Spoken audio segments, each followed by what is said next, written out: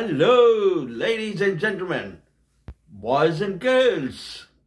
क्या आप जीवन में आगे बढ़ना चाहते हो और सफलता की चोटियां छूना चाहते हो तो फिर ये चैनल आपके लिए है। क्योंकि मेरा पैशन, मेरा प्रोफेशन, मेरा मिशन, मेरा विजन आपके इस सफर में आपका हमसफर बन। इसलिए आपको चाहिए कि मेरे वीडियोस को ध्यान से देखिए, ध्यान से सुनिए और अपने जीवन में आप भी और मैं भी इसे अप्लाई करेंगे so that together we can make this world a better place to live. तो शुरू करते हैं आज का वीडियो। आज से एक नई सीरीज शुरू करने जा रहा हूं जिसका नाम है सेलिंग स्किल्स सीरीज। इसमें आपको एक से बढ़कर एक सेलिंग स्किल्स शेयर की जाएगी जिससे आप एक सक्सेसफुल सेल्स पर्सन बनोगे। अब ये सेल्स पर्सन का नाम सुनकर आप ये सोच रहे होंगे कि हमें क्या है सेल्स से, हम तो कोई सेल्स पर्सन नहीं है, हर कोई सेल पर्सन नहीं होता, ये सिर्फ सेल्समैन के लिए है। तो सेल्स पर्सन का डेफिनेशन ये है, anyone who sells a product और सर्विस और an idea is a sales person. तो इसका मतलब है अगर कोई एक कैंडिडेट इंटरव्यू अटेंड करता है, वो अपने आप को सेल कर रहा है, वो अपना टाइम सेल कर रहा है। एक लॉयर जज के सामने आर्ग्यू कर रहा है, वो सेल क्या कर रहा है? वो अपनी सर्विस को सेल कर रहा है। फाइनेंशियल एडवाइजर और फाइनेंशियल प्लानर अपने आइडिया को सेल कर रहा है। तो सेलिंग हर एक को काम आती है, हर एक कभी ना कभी सेलिंग करता है। We all do selling and for selling we need skills. Selling के लिए हमें कुछ स्किल्स चाहिए। कुछ चीजें खाली पॉजिटिव थिंकिंग से नहीं होती। आपको कितना भी मैं पॉजिटिव थिंकिंग करते हुए किसी की सर्जरी करो, हार्ट या किडनी, नहीं कर सकते जब तक कि आपके पास स्किल्स ना हो उसके। ठीक इसी तरह सेलिंग के भी बहुत सारे स्किल्स है और इस सीरीज में आपको एक से बढ़कर एक स्किल्स शेयर करने वाला हूं जिससे आपका सेल्स 10x बढ़ जाएगा।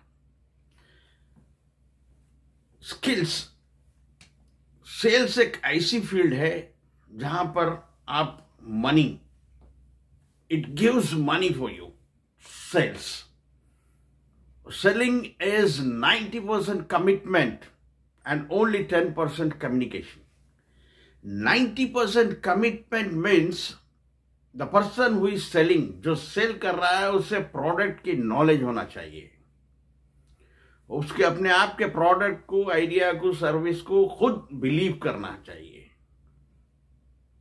अगर उसको खुद को अपने प्रोडक्ट पर, अपने सर्विस पर या अपने आइडिया पर बिलीव नहीं है तो वो दूसरों को सेल नहीं कर सकता। तो 90% sales depend on commitment. The person who is selling should believe the product. You should have full knowledge of the product and he should have used the product. वो खुद इस्तेमाल करा हुआ होना चाहिए। 10% communication. Communication यानी effective communication. He should know how to convince the customer or clients. Second important thing selling में, आपका प्रोडक्ट, आपकी सर्विस या आपका आइडिया नहीं बिकता, उसके फायदे बिकते हैं। आपको कस्टमर को या क्लाइंट को उसके फायदे बताने होंगे कि आपके प्रोडक्ट के, आपकी सर्विस के उसको बेनिफिट्स क्या मिलने वाले। वो फायदे के लिए प्रोडक्ट को खरीदता है। तो सेकंड इंपॉर्टेंट पॉइंट, आपको कस्टमर को फायदे समझाने होंगे, फायदे बताने होंगे। एक बार वो कन्विंस हो जाए उसके बेनिफिट्स, उसके फायदों से आपका काम हो गया, आपकी सेलिंग हो गई।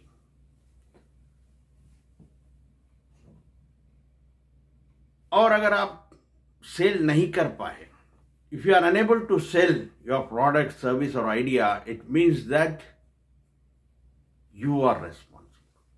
अगर आप सेल नहीं कर सके तो कौन जिम्मेदार है? आप खुद जिम्मेदार है। You are responsible for it, याद रखिए। एग्जाम्पल, अगर आपके रिलेशनशिप अच्छे है किसी से, तो who is responsible? You are responsible. आपने उसे प्यार दिया होगा, इज्जत दी होगी, इसलिए आपके रिलेशन अच्छे। आज आपकी हेल्थ अच्छी है तो इसका जिम्मेदार कौन है? इसका रिस्पॉन्सिबल कौन है? You are responsible. आपने अच्छा खाया होगा, अच्छी एक्सरसाइज की होगी, इसीलिए आपकी हेल्थ अच्छी है। अगर आपकी हेल्थ अच्छी नहीं है, उसके लिए भी आप ही जिम्मेदार हैं, आप ही रेस्पॉन्सिबल हैं। अच्छा खाया नहीं होगा, एक्सरसाइज नहीं की होगी, इसलिए आपकी हेल्थ ठीक नहीं है। अगर आप सक्सेसफुल है लाइफ में, इसके लिए भी आप खुद रेस्पॉन्सिबल है। आपने सही डिसीजंस लिए होंगे, अच्छी कोशिश की होगी, इसलिए आप सक्सेसफुल। अगर आप फेलियर है, अगर आप फेल हो गए लाइफ में, उसके लिए भी आप ही रेस्पॉन्सिबल है। आपने सही कोशिश नहीं की या कोशिश ही नहीं की, इसलिए आप फेल हो गए। तो इसे ये एनएलपी का एक बहुत ही स्ट्रांग पिलर है, वो है यू टेक द रेस्पॉन्सिबिलिटी। अगर आप खुद रेस्पॉन्सिबिलिटी लेंगे और सक्सेस होंगे तो आप सेलिब्रेट करेंगे, अगर फेल होंगे तो आप इंप्रूव करने की कोशिश करेंगे। और याद रखिए, सेल्स में you have to change yourself, not others. कभी कस्टमर्स को बदलने की कोशिश नहीं करना, आप खुद को बदलने की कोशिश करना। If you change, results will change, and if you do not change, results will not change. याद रखिए। मैं ट्रेनिंग फील्ड का ही एग्जाम्पल देना चाहूंगा। यहां पर एक बहुत बड़े ट्रेनर अपना प्रोग्राम बेचना चाह रहे थे, सेल करना चाह रहे थे, और उनको टीम को लगा दिया था सेल करने के लिए, लेकिन क्लोज नहीं हो रहा था डील, कोई भी साइन अप नहीं हो रहा था। बहुत कोशिशों के बाद वो पूछा ट्रेनर अपने टीम से, क्या वजह है कि सेल नहीं हो रहा? वो बोलता है कि इससे पहले जो हम बोलते थे वही चीज़ हम इस बार भी हम टेलीफोनिक कॉल्स बोल रहे हैं, लेकिन कोई साइन अप नहीं कर रहा है इस प्रोग्राम। तो ट्रेनर ने कहा, इस बार जो है पर्टिकुलरली आप उनसे पूछिए जिसको कॉल करते हैं कि क्या रीजन है, क्या वजह है कि आप ज्वाइन नहीं करना चाह रहे।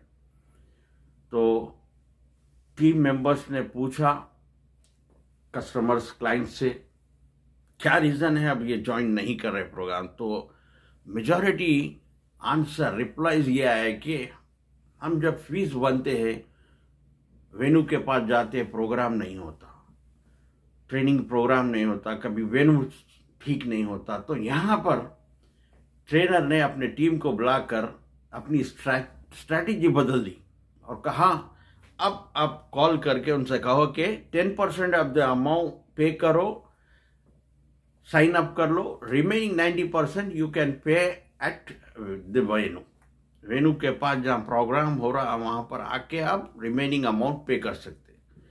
इस तरह करने से मेजॉरिटी लोग उस प्रोग्राम के लिए साइन अप किए, मेजॉरिटी लोग अटेंड किए। तो इससे पता चलता है कि हम जब कोई चीज़ बेच रहे हैं तो हमें बदलना चाहिए, ना कि कस्टमर को। You have to change yourself, not others. ये बहुत इंपॉर्टेंट स्किल और इंपॉर्टेंट पॉइंट है। तो आज के लिए बस इतना ही, फिर मिलते हैं नेक्स्ट वीडियो में और कुछ नई स्किल्स सीखते हैं सेलिंग की। तब तक के लिए take care, God bless you and thank you for watching.